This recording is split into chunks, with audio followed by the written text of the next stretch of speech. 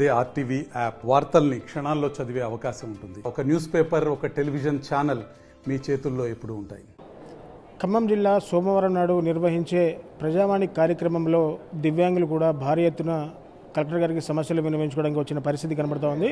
మాకు గత 7 నెలలుగా వాహనాలు మంజూరైనప్పటికీ వాహనాలు ఇవ్వకుండా మమ్మల్ని తీవ్ర ఆవేదనకు గురి చేస్తున్నారని చెప్పేసి వాళ్ళందరూ కూడా ఈరోజు ప్రజావాణి కార్యక్రమంలో కలెక్టర్ గారు కలిసి వినతి పత్రం అందించారు. సో పూర్తిగా మా పేరు మీద 7 నెలలుగా ద్విచక్ర వాహనాలు వచ్చినప్పటికీ ఎలక్షన్ కోడ్ అమలులో ఉందన్న సాగుతో మాకు వాహనాలు ఇవ్వకుండా మమ్మల్ని ఇబ్బందులు గురి చేస్తున్నారని చెప్పేసి ఆ దివ్యాంగులు ఆవేదన చెందిన పరిస్థితి కనబడుతుంది. సో మన దగ్గర కొంతమంది దివ్యాంగులు ఉన్నారు. మనం ఒక్కసారిగా వారితో మాట్లాడి అసలు వాళ్ళకి ఎందుకు వాహనాలు ఇవ్వడంలో చెప్పడం జరిగింది, వాళ్ళకి వాహనాలు ఎప్పుడు శాంక్షన్ అయినా ఒకసారి వారితో మాట్లాడదాం. సో అన్న చెప్పండి, మీకు వాహనాలు ఎప్పుడు శాంక్షన్ అయినాయి, మీరు ఎప్పటి నుంచి వాహనాల కోసం తిరుగుతున్నారు?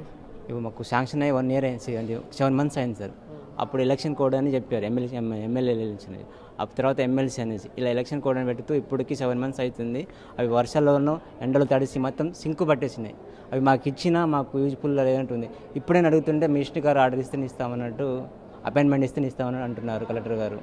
కాబట్టి పై అధికారులు దాన్ని స్పందించి ముందు మాకు సహకరించగలరనేసి, అలాంటి నడవలేని వికలాంగులకి కూడా ఇబ్బందికరంగా లేకుండా ఉండే సహకరిస్తారనేసి ఈ కలెక్టర్ గారు మినిస్టర్ వాళ్ళకి మనవి చేస్తున్నాను సార్. అంటే మొత్తంగా మీరు ఎంతమంది వికలాంగులు ఈరోజు కలెక్టర్ గారికి దరఖాస్తు ఇవ్వడానికి వచ్చారు? ఇప్పుడు 7 వచ్చాము సార్, 7 వచ్చాము. మా లిస్టులో వచ్చిన 28 మంది వచ్చారు. అయితే మా పాలేరు కుసుమంచి దగ్గర మన మినిస్టర్ చేతి దగ్గర 3 ఇచ్చారంట, మిగతా అట్ని అక్కడే ఉన్నాయి. అవి ఇవ్వడానికి కూడా ఎవరు ముందుకు రావట్లేదు సార్. మేము తిరుగుతూనే ఉన్నాయి ఇక్కడ కలెక్టర్ ఆఫీస్కి వెళ్ళేసి.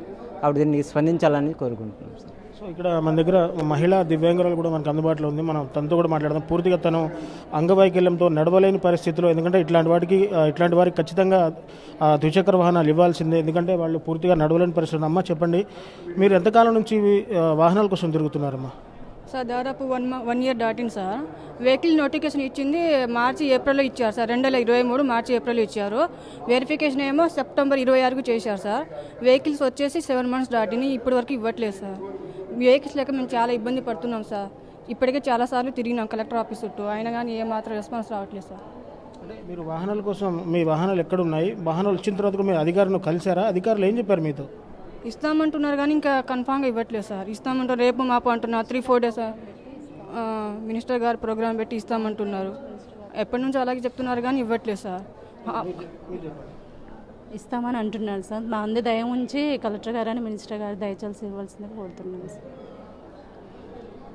సో ఇది చూశారు కదా, పూర్తిగా ఎలక్షన్ కోడ్ అమలులో ఉందన్న సాగుతో వాహనాల ఇవ్వడం జాప్యం జరిగింది. అలాగే ఎలక్షన్ కోడ్ అయిపోయిన తర్వాత కూడా ఇప్పటి వరకు వాహనాలు ఇవ్వకుండా ఆ వాహనాలు కొనుగోలు చేసి అవి ఎండకెండి వానకు తడిసి పూర్తిగా నిరుపయోగంగా మారాయని చెప్పేసి కూడా దివ్యాంగులు వాపోతున్న పరిస్థితి కనబడుతుంది.